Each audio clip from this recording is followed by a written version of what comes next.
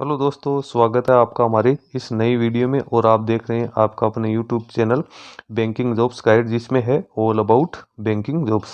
दोस्तों, इस वीडियो में अपन बात करेंगे पंजाब एंड सिंध बैंक की ओर से निकाले गए रिक्रूटमेंट के बारे में। जी हाँ दोस्तों, पंजाब एंड सिंध बैंक जो कि गवर्नमेंट ऑफ इंडिया का एक अंडरटेकिंग है, इसके द्वारा यहाँ पे रिक्रूटमेंट है वो निकाली गई। लोकल बैंक ऑफिसर्स के पदों के लिए रिक्रूटमेंट का नोटिफिकेशन जारी किया गया। रेगुलर बेसिस रिक्रूटमेंट है, ये यहाँ पे निकल के आई है।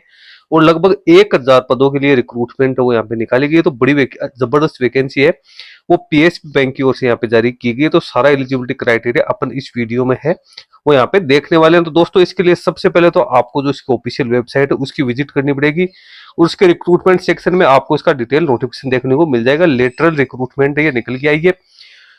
सबसे पहले तो इसकी जो ऑफिशियल पीडीएफ है, आप जैसे क्लिक करोगे तो इसका आपको ऑफिशियल जो पीडीएफ है वो आप लोगों को देखने को मिल जाएगा। इसके साथ ही इसका जो ऑनलाइन एप्लीकेशन फॉर्म भरने का लिंक है वो भी यहाँ पे अवेलेबल हो चुका है। तो आप अपना एप्लीकेशन फॉर्म है वो भी यहाँ से सबमिट कर सकते हो। जो भी एलिजिबिलिटी क्राइटेरिया दिया गया है मैं आप लोगों को इस वीडियो में डिस्कशन करने वाला हूँ। Lateral recruitment of local bank officers in JMGS first. अब यहाँ पे जो रिक्रूटमेंट निकाली गई है उसके लिए सबसे पहले तो इंपॉर्टेंट डेट्स दे रहे कि 31/3/2026 से लेकर 20/4/2026 तक आप इसमें अपना एप्लीकेशन फॉर्म सबमिट कर सकते हो, फीका पेमेंट कर सकते हो। वैकेंसी स्टेट वाइज यहाँ पे निकाली गई है, इसमें आप देख सकते हो स्टेट दे रखा है वैकेंसी, और मैंडेटरी लैंग्वेज कौन सी आपको आनी जरूरी है, लोकल लैंग्वेज का आपको नॉलेज यहाँ पे होना जरूरी है। आगे आपको ब्रेकअप दे रखा है रिजर्वेशन का, फिजिकल डिसेबल पर्सन के लिए भी यहाँ पे ब्रेकअप दिया हुआ। छत्तीसगढ़ में 80 वैकेंसी, गुजरात में 125, हिमाचल प्रदेश में 20, झारखंड में 10, कर्नाटका में 60, केरला में 10, मध्य प्रदेश में 60, महाराष्ट्र में 60, उड़ीसा में 80, तमिलनाडु में 65, तेलंगाना में 30, उत्तर प्रदेश में 200, अरुणाचल में 15, आसाम में 50, नागालैंड में 5, वेस्ट बंगाल में 30 और पंजाब में 100 वैकेंसी है वो यहाँ पे निकल गया। ये टोटल 1000 वैकेंसी यहाँ पे है वो निकाली गई है। अब इसमें बात करें अपन एलिजिबिलिटी क्राइटेरिया की, ऑल इंडिया के कैंडिडेट इसमें अपना एप्लीकेशन फॉर्म सबमिट कर सकते हैं।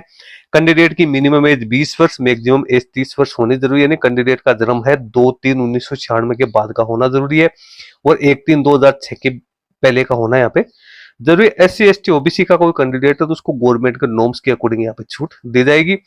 एजुकेशन क्वालिफिकेशंस और प्रोफेशनल क्वालिफिकेशन की बात करें तो कैंडिडेट है उसके पास में ग्रेजुएशन पास आउट की क्वालिफिकेशंस एनी डिसिप्लिन के अंदर यहाँ पे होनी जरूरी है। और पोस्ट क्वालिफिकेशन एक्सपीरियंस की बात करें तो ब्रांच एक्सपीरियंस है मिनिमम 18 महीने का कैंडिडेट के पास में। पोस्ट एसेंशियल एकेडमिक जो क्वालिफिकेशन है उसका यहाँ पे होना जरूरी। एनी शेड्यूल कॉमर्शियल बैंक या एनी रीजनल रूरल बैंक या लिस्टेड जो सेकंड शेड्यूल बैंक है रिजर्व बैंक ऑफ इंडिया, तो उसमें कैंडिडेट का यहाँ पे है वो 18 महीने का एक्सपीरियंस है, वो भी कैंडिडेट से मांगी गई है। रिजर्वेशन है गवर्नमेंट के नॉर्म्स के अकॉर्डिंग यहाँ पे दे रखा है। उसमें फिजिकल डिसेबल पर्सन के लिए भी वैकेंसी है वो यहाँ पे निकल गई है। सैलरी अब क्या मिलेगी, पे स्केल क्या रहेगी, तो पे स्केल रहेगी आपकी 48,480 से लेकर 85,920। इसके साथ ही एलबीओ की पोस्ट यदि आप ज्वाइन करोगे तो इसमें JMGS scale first plus 3 advance increment है वो भी आप लोगों को यहाँ पे पेड है वो किया जाएंगे। सैलरी तो यहाँ पे काफी अच्छी से आप लोगों को मिलेगी। इसमें आपको बॉन्ड भर के देना जरूरी है, 3 साल के लिए आपको बॉन्ड भर के देना जरूरी है। और प्रोबेशन पीरियड है वो आप लोगों के लिए 6 महीने का यहाँ पे रहेगा। उसके बाद टाइम टू टाइम आपका प्रमोशन है वो भी यहाँ पे होता रहेगा।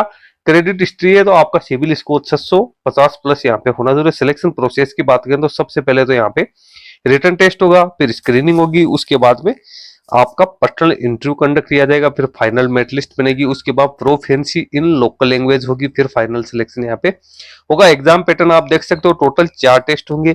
English language, banking knowledge, general awareness, economic, computer aptitude के 120 क्वेश्चन, मैक्सिमम 120 मार्क्स के होंगे, और 120 मिनट का टाइम ही आप लोगों को अलॉट किया जाएगा।